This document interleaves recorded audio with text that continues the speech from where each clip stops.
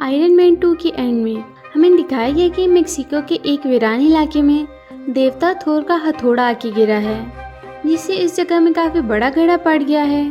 थोर देवता यूरोप में कदीम ज़माने से ही मशहूर देवता है, जिसके पास हथौड़ा है। वो तूफान, बिजली, आंधी और स्ट्रेंथ का देवता है।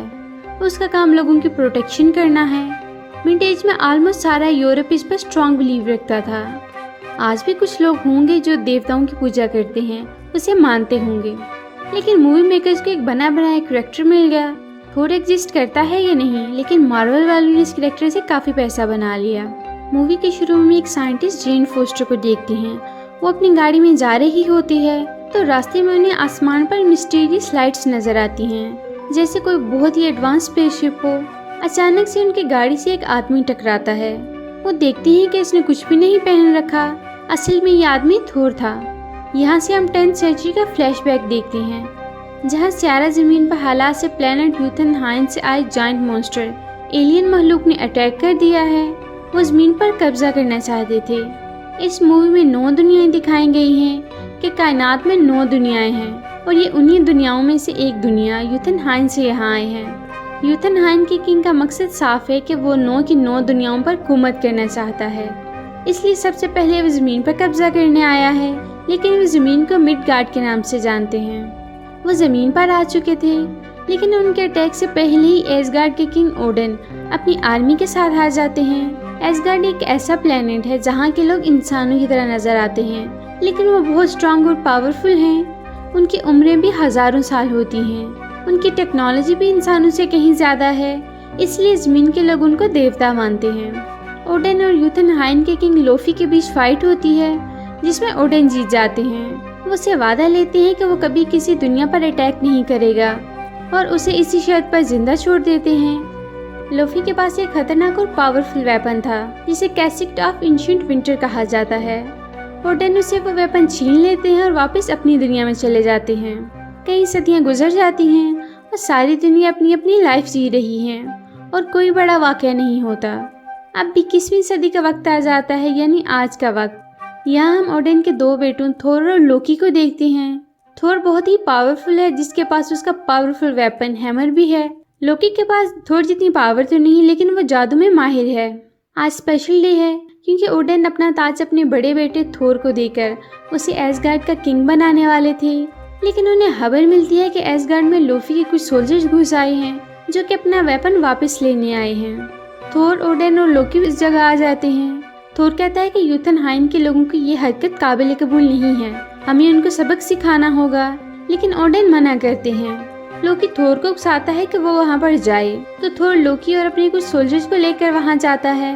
वो उनसे मुकाबला करने आए थे, लेकिन वो तो यूथेनहाइन वालों का प्लेनेट था, वो बहुत ज़्यादा थे। इससे पहले कि वो सब मारे जाते, ओडन उनके हेल्प के लिए आ जाते हैं और उनको बचाकर वापस ले जाते हैं। वो थोर पर गुस्सा करते हैं क्योंकि उसकी इस हरकत की वजह से ओडन और लोफी का एग्रीमेंट कि लोफी कभी किसी दुनिया पर अटैक नहीं करेगा वो ख़त्म हो जाता है। ओडन थोर से उसकी सारी पावर्स वापस ले लेते हैं, फिर उसका हैमर उसे छीनकर ज़मीन पर फेंक देते हैं, जो मेक्सिको जाकर गिरता है। वो उसे कहते हैं कि हैमर का वही उठाएगा जो उसका अहल होगा। वो थोर को भी ज़मीन पर फेंक देते हैं, जो कि हैमर से 50 मील दूर मेक्सिको में ही गिरता है, जहाँ जेन फोस्टर उसे मिलती है। अगली सुबह जब थोर की आंख खुलती है तो वो हॉस्पिटल में था। उसे कुछ समझ नहीं आ रही थी, उसके पास कोई पावर भी नहीं थी, वो आम इंसान जैसा बन गया था। वो हॉस्पिटल से भाग जाता है। उधर हैमर गिरने वाली जगह पर बहुत लोग इकट्ठे हो गए हैं और उस हैमर को उठाने की कोशिश कर रहे हैं, लेकिन कोई भी उसे उठा नहीं पा रहा। यहाँ लोगों को एक फेस्टिविटी मिल गई थी। यहाँ शील्ड के लोग आ जाते हैं और पूरे इलाकों को अपने कब्जे में ले लेते हैं। जेन भी इस वाक़या को खास समझकर इस पर रिसर्च करने लगती है। उसे लगता है कि हैमर दूसरी दुनिया से आया है, यानी दूसरी दुनिया से कोई रास्ता यानी वर्म होल ज़रूर है, जहाँ से ये मूवमेंट हो रही है। शील्ड वाले ये सब बर्दाश्त नहीं करते और उसकी रिसर्च को जब्त कर लेते हैं। शील्ड वाले नहीं चाहते थे कि लोग इस बारे में जानें या इस वाक़या की हकीकत जानने की कोशिश करें। थोर को भी पता चल जाता है कि उसका हैमर मेक्सिको में है, तो वो वहाँ पहुँचना चाहता है। वो जेन से मिलता है तो वो उसे अपनी गाड़ी में उस जगह ले जाती है। उस जगह पहुंचकर थोर हैमर उठाने की कोशिश करता है, लेकिन वो नहीं उठा पाता। इसके डैड ओडन ने कहा था कि इस हैमर को वही उठाएगा जो उसका अहल होगा, और थोर में अब वो पावर जो काइंडनेस नहीं रही थी। उसे वो सब चीजें अपने अंदर लानी होंगी, नहीं तो ये हैमर वो नहीं उठा पाएगा, या फिर वही उठाएगा जिसने अपने आप को उसका अहल साबित कर दिया। इसी दौरान वहाँ शील्ड वाले आ जाते हैं और उसे अरेस्ट कर लेते हैं। एसगार्ड में लोकी फोर्स गार्ड के वेपन के पास जाता है। जब उसे हाथ लगाता है तो ब्लू कलर का होने लगता है, जैसे लोफी यानी यूथनहाइन के लोग होते हैं। यहाँ उसके डैड ओडिन भी आ जाते हैं। उसे बताते हैं कि जब हम फोर्स जाइंट लोगों से उनके प्लेनेट पर जंग कर रहे थे तो वहाँ से एक बच्चा ले आए थे, उसे अपना बेटा बनाकर रखा और उससे बहुत प्यार किया। लोकी को पता चल जाता है कि वो तो फोर्स जाइंट है, ओडिन का असली बेटा नहीं है। तो लोकी कहता है कि इस वजह से आप थोर का नया किंग बनाने वाले हैं, मुझे नहीं। ओडिन कहता है कि मैं तुमसे बहुत प्यार करता हूँ, बेटा बनाकर पाला है। लेकिन लोकी गुस्से और दुख में था। ओडिन, थोर और लोकी दोनों की टेंशन की वजह से बीमार होने लगते हैं और डीप स्लीप में चले जाते हैं ताकि रिकवर कर सकें। थोर जमीन पर था और ओडिन सो चुके थे, इसलिए लोकी एसगार्ड का किंग बन जाता है। लोकी जमीन पर थोर के पास जेल में आता है। उसे बताता है कि डैड अब नहीं रहे, वो तुम्हारी वजह से सदमे में थे। थोर को गिल्ट फील होता है और कहता है कि वो एसगार्ड जाना चाहता है, लेकिन लोकी उसे झूठ बोलता है कि यूथनहाइन के लोगों से हमारा अमन समझौता इस बात पर हुआ है कि तुम एसगार्ड कभी नहीं आओगे और माँ भी नहीं चाहती कि तुम वापस आओ। ये कहकर वो वहाँ से चला जाता है। यहाँ जेन थोर को बाहर निकालने के लिए अपने प्रोफेसर एरिक की मदद लेती है। एरिक शील्ड वालों के पास जाकर कहते हैं कि ये बंदा साइंटिस्ट है और उनको फेक आईडीज भी दिखाता है। शील्ड वालों को पता चल जाता है कि आईडीज फेक हैं, लेकिन वो फिर भी उसे छोड़ देते हैं। वो अब जेन के पास जाता है, जिससे उसकी अच्छी दोस्ती हो जाती है और वो दोनों प्यार करने लगते हैं। थोर जेन को बताता है कि वो एसगार्ड का किंग बनने वाला था, लेकिन फोर्स जाइंट के अटैक की वजह से वो नहीं बन पाया। अब लोकी वहाँ का किंग है। लोकी चूंकि अब किंग है तो उसके पास वो खतरनाक वेपन भी है जिसे कैस्केट ऑफ एंशिएंट विंटर कहा जाता है। वो हिमडाल के पास जाता है। हिमडाल के पास एक ऐसी तलवार है जिसकी मदद से किसी भी दुनिया में जाना आसान है। वो लोकी को वो तलवार नहीं देना चाहता, लेकिन इससे वो तलवार अपने इस डेडली वेपन की मदद से छीन कर ले जाता है। वो यूथनहाइन जाता है। वहाँ वो लोफी यानी अपने फादर से मिलता है। वो उसे डील करता है कि तुम ओडिन को मार दो, जिससे मैं एसगार्ड का किंग बन जाऊंगा। इसके बदले तुम मिडगार्ड यानी अर्थ ले सकते हो। थोर के दोस्तों को लोकी की इस चाल का पता चल जाता है। वो ऐसा नहीं चाहते थे, इसलिए वो जमीन पर थोर के पास जाते हैं और इसे सारी हकीकत बता देते हैं कि लोकी तुम्हारे डैड को मारकर किंग बनना चाहता है और लोफी से डील भी कर चुका है। थोर को ये सुनकर बहुत दुख होता है। लोकी को भी पता चल जाता है कि थोर के दोस्त उसके पास जमीन पर पहुंच चुके हैं। वो डिस्ट्रॉयर को जमीन पर थोर को मारने भेज देता है। डिस्ट्रॉयर बहुत बड़ा जॉइंट मॉन्स्टर होता है जब लोकी के कंट्रोल में था। थोर और उसके साथी उसका मुकाबला करते हैं, लेकिन डिस्ट्रॉयर बहुत पावरफुल था, उसे कुछ भी असर नहीं हो रहा था। थोर अब खुद आगे बढ़ता है और डिस्ट्रॉयर से बात करता है, तो डिस्ट्रॉयर उसे दूर फेंक देता है। उसके अंदर पावर्स नहीं है, इसलिए वो बुरी तरह से जख्मी हो जाता है।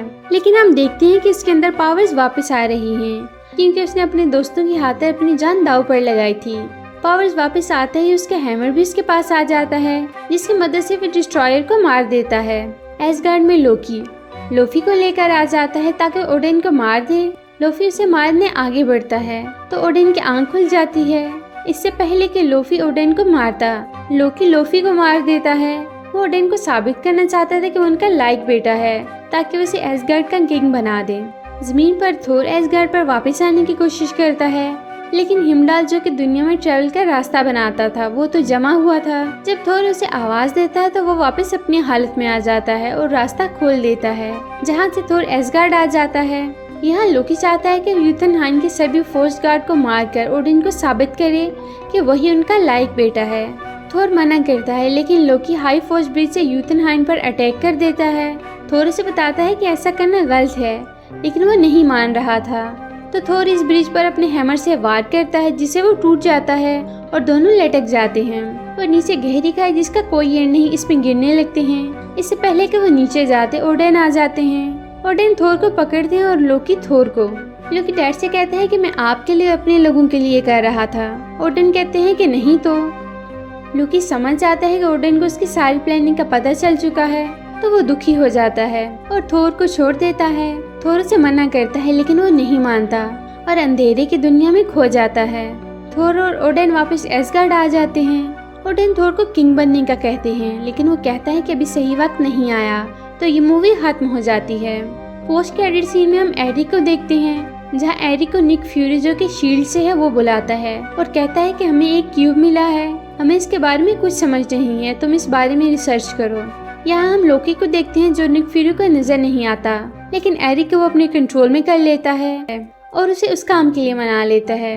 हम समझ सकते हैं कि क्यूब बहुत अहम है, जिसकी वजह से लोकी ने एरिक को उस काम के लिए मनाया। यानी लोकी इस क्यूब से कुछ बड़ा करने वाला है जो हमें अगली मूवीज में देखने को मिलेगा और यहीं पर यह कहानी खत्म हो जाती है।